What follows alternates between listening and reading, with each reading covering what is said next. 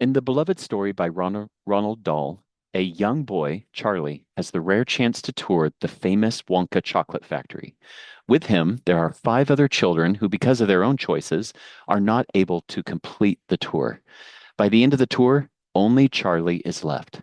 Mr. Wonka then tells Charlie, because he drank the fizzy lifting drink, he is no longer eligible for the lifetime supply of chocolate promised to each tour participant. In retaliatory anger, Charlie's adult chaperone, Grandpa Joe, tells Charlie that they should go to Mr. Slugworth, who's a candy competitor to Mr. Wonka, and share with him the secrets they discovered while on the tour. Charlie, although still feeling very betrayed, knows that it is not right and assures Mr. Wonka that he will not share any of the candy maker's secrets. Mr. Wonka, with joy, then reveals that Charlie has won. Because of his integrity and humility, Charlie will become the next owner of the factory.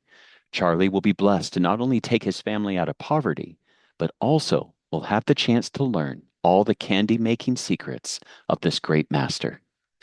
In Doctrine and Covenants 124, verse 1, the Lord says to Joseph Smith, Verily, thus saith the Lord unto you, my servant Joseph Smith, I am well pleased with your offering and acknowledgments which you have made. For unto this end have I raised you up, that I might show forth my wisdom through the weak things of the earth. Like the fictional Mr. Wonka, the Lord does not need the learned and wise to do his work.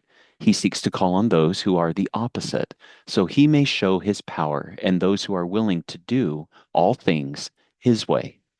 I invite us to consider how we may submit more fully to the Lord's way of doing things. There may even be times that we think we are losing the things we have hoped to receive, even our heart's purest and greatest desires. In the end, when we come before the Lord, all will be restored to us and then some.